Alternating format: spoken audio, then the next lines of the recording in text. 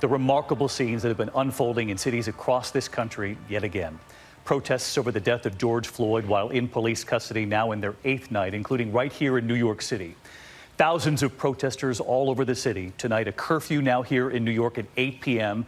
and for the rest of the week, in fact, after last night's 11 o'clock curfew did not work. The violence that descended on the city after dark. At this hour, similar scenes, protests tonight in Los Angeles, Houston, Philadelphia, and Chicago. Robin?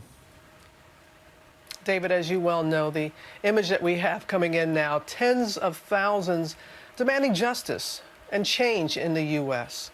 Over the last several days, we have seen peaceful demonstrations. We have seen those during the day transform into eruptions of violence and looting at night. And tonight, we're going to take you inside those protests, and we're going to look for answers, Byron. Robin, President Trump facing backlash tonight, 24 hours after pepper spray and rubber bullets were unleashed on peaceful protesters outside the White House for a photo op in front of St. John's Episcopal Church. Protesters of all backgrounds lining the streets as his motorcade passed by in Washington, D.C. today. And Byron, as you know, all of this comes as authorities brace for what could be a difficult night ahead, and in a country that really faces difficult work ahead. 8 nights in, and it's become very clear this is a country in pain, and Americans in every corner of this nation have shown they want something done. Tonight, the images coming in from all over this country. Another extraordinary night unfolding in America. Demonstrators demanding justice and change in this country after the death of George Floyd. Here in New York City tonight, thousands in the streets. A new 8 p.m. curfew in place tonight. Many protesters said they were not worried about it. Tens of thousands are on the march in Los Angeles, several different locations. In Washington, D.C., the massive demonstrations there. Thousands headed toward the Lincoln Memorial. In Houston, a massive march and rally in George Floyd's hometown. Among those marching, the police chief and the mayor. And all of this comes as authorities now brace for another night ahead, when those images compete, peaceful demonstrations by day, replaced by the danger and the damage that comes at night. Overnight, the violent turn here in New York City. Many storefronts destroyed, famous landmarks too. The famed Macy's department store and Rockefeller Center. Authorities have moved that curfew to 8 p.m. for the rest of the week, unsure if it will work. New York's Governor Andrew Cuomo today, who has sparred with the mayor before, saying after what we saw last night, we must do better. The police in New York City were not effective at doing their job last night, period. They have to do a better job.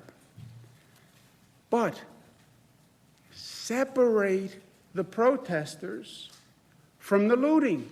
Hundreds of arrests in New York City alone. And tonight, police are now investigating this video, showing a car slamming into an officer in a hit and run in the Bronx. Tonight, we've learned that officer is in serious condition. And overnight, across this country, we learned at least 5 officers were shot. One in Las Vegas is on life support tonight. 4 officers were shot in St. Louis. All of them survived. The police chief there today. Thank God they're alive. They're alive. But what? Can we make some sense out of this? In Los Angeles, this image. Officers kneeling with protesters during a march. And in Detroit, a 16-year-old organizer, Stefan Perez, has been urging his fellow protesters to abide by the city's curfew, telling them it works, it keeps us safe. But they home safe. They don't got rubber bullets, they don't got tear gas, they're not dead. And tonight, Detroit's mayor calling him to applaud him. And I saw your leadership. I have tears in my eyes. You are everything that's special about the city of Detroit. Today in Washington, President Trump in his motorcade, families lining the streets from all backgrounds. This sign asking, "Are you a moral monster? I can't breathe." It all comes 24 hours after the president and the photo op with the Bible. There had been peaceful demonstrators outside the White House when they were suddenly hit with flashbangs, smoke canisters, parked police forcing them out. Among those roughed up, an Australian TV crew, the photographer hit in the face, his colleague hit with a baton as they tried to flee. The images were being fed back live to Australia. Broadcasters there stunned. A short time after the crowd was cleared, the president, with top advisors, walking straight through to St. John's Church across from the White House. They had cleared the path, those peaceful demonstrators, for the president. In front of the church, the president held up a Bible, a reporter asking, "Is that yours?" Is that your Bible? The Bishop of Washington, the spiritual leader of Episcopalians, including St. John's, was outraged. She said she'd been given no notice of the visit. She saw it all, watching TV with her mother. He's welcome as anyone is welcome to pray, to kneel before God in humility, and to rededicate themselves to the task to which they've been elected. He is not entitled to use the spiritual symbolism of our sacred spaces and our sacred texts to promote or to justify a entirely different message. And today, former Vice President Joe Biden speaking out about the president and that moment in front of the church. Donald Trump has turned this country into a battlefield riven by old resentments and fresh fears. He thinks division helps him. His narcissism has become more important than the nation's well-being that he leads.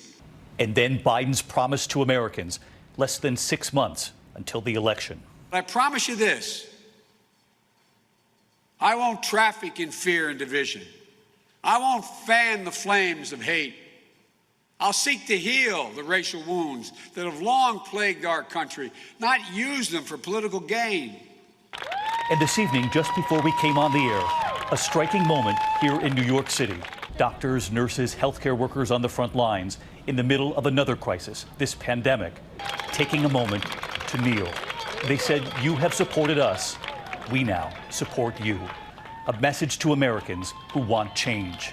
Yvette Courts, who has been on the front lines, telling us this moment is for her son. He has a right to grow up. You know, he's okay. You know, this world that we live in is not as cool and as bad as everybody makes it, you know. I want him to live his dreams. It was an extraordinary moment at Lenox Hill Hospital just before we came on the air tonight. And Yvette saying, after working on the front lines during this pandemic, she's out there tonight, kneeling, and she's doing it for her son.